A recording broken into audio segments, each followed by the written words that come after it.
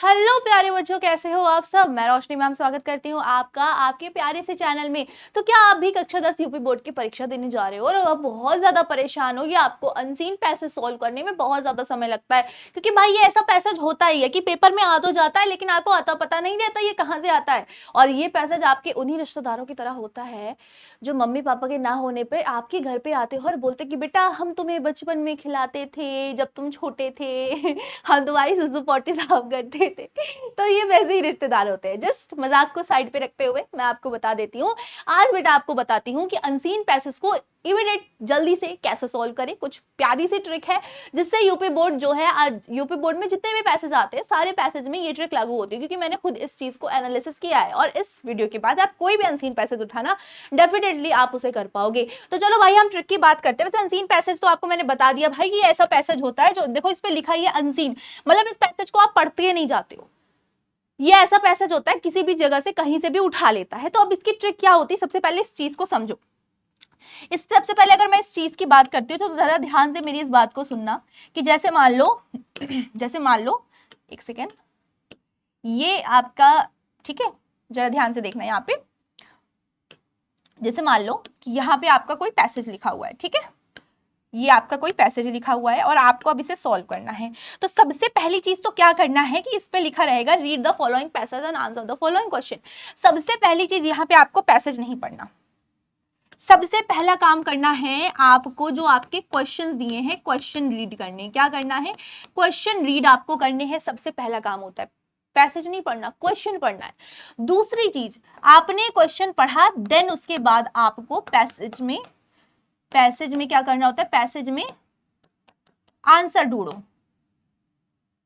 ठीक है, आंसर, हाँ, पैसेज में आपको आंसर ढूंढना होता है, ठीक है, पैसेज में आपको आंसर ढूंढना होता है। अब आंसर कैसे ढूंढना है इस चीज को भी समझा देते। जैसे मान लो कि आपको पहला आंसर पहली लाइन में मिल गया यहां तक, तो आंसर नंबर अगर 1 यहां तक मिल गया है तो अब दूसरा आंसर पता है कहां मिलेगा, इसके आगे से। अब दूसरे आंसर को आपको इसके आगे से ही पढ़ना है। मान लो दूसरा आंसर यहां तक आपको मिल गया, आंसर नंबर 2, तो तीसरा आंसर आप इसके आगे से पढ़ना है। इसके पहले अब आपको कोई आंसर नहीं मिलने वाला, तो अब जो तीसरा आंसर ढूंढोगे वो इसके आगे से पढ़ोगे। मान लो तीसरा आंसर ये मिल गया, तो इसी तरह से सीक्वेंस चलता जाता है। और आप देखना अभी हर पैसेज में इसको मैं आपको सॉल्व करके दिखाऊंगी। तो ये बेसिकली कोई छोटी सी ट्रिक होती है कि सबसे पहले आपको क्वेश्चन नहीं, मतलब आपको पैसेज नहीं क्वेश्चन पढ़ना होता है, उसके बाद एक एक क्वेश्चन पढ़ के एक एक क्वेश्चन का आंसर ढूंढना होता है। और हाँ, सबसे बड़ी चीज कि मेरे महारथियों, पैसेज का मतलब समझने मत बैठना, क्योंकि पैसेज का मतलब नहीं पूछा जाता। हिंदी में रेखांकित अंश की व्याख्या पूछी जाती है, इंग्लिश में नहीं पूछा जाता है, ये बात ध्यान रखना।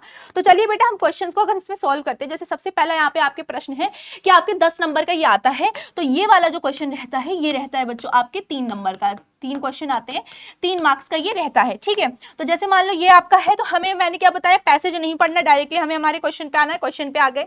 अब क्वेश्चन हमारा देखो क्या कह रहा है, जरा ध्यान से देखना। कह रहा है हु वाज सुभाष चंद्र बोस, यानी सुभाष चंद्र बोस कौन थे? भाई हम सबको पता है सुभाष चंद्र बोस हमारे यहाँ के एक महान जो है लीडर थे, लेकिन हम इसका आंसर पैसेज में ढूंढते हैं।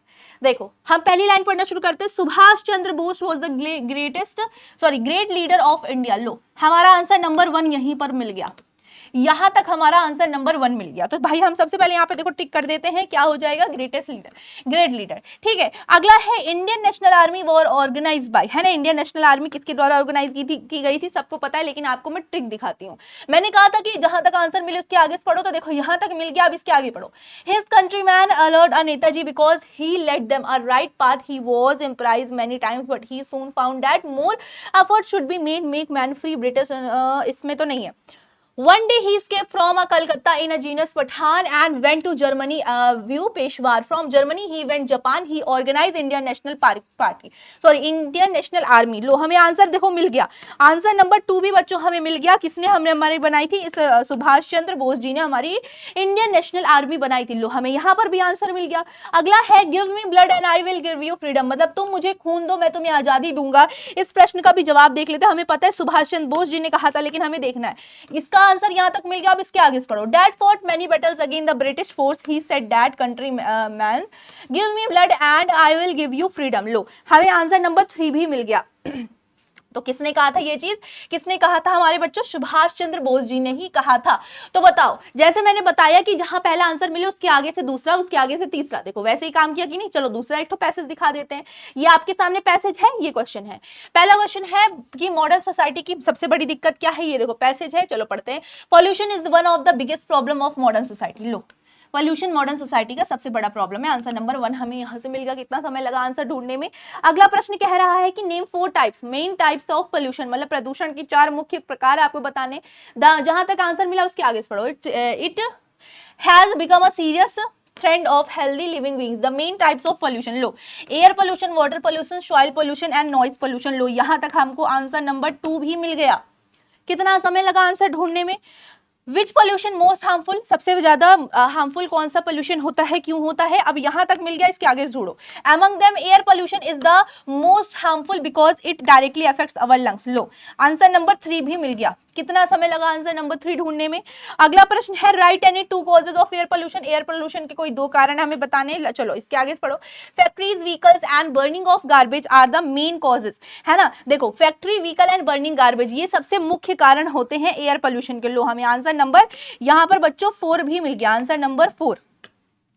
फिफ्थ कह रहा है कि हमें हार्मलेस का अपोजिट ढूंढना है पैसेज में। तो हार्म मतलब नुकसान, लेस मतलब कम। जो नुकसान कम करे उसका अपोजिट क्या होगा? नुकसान ज्यादा करने वाली। तो लेस का क्या हो जाएगा? हार्मलेस का क्या हो जाएगा? हार्मफुल हो जाएगा। तो हमारे पैसेज में हमने हार्मफुल देखा था कहीं पर, ये देखो मोस्ट हार्मफुल, ये हार्मफुल है ना।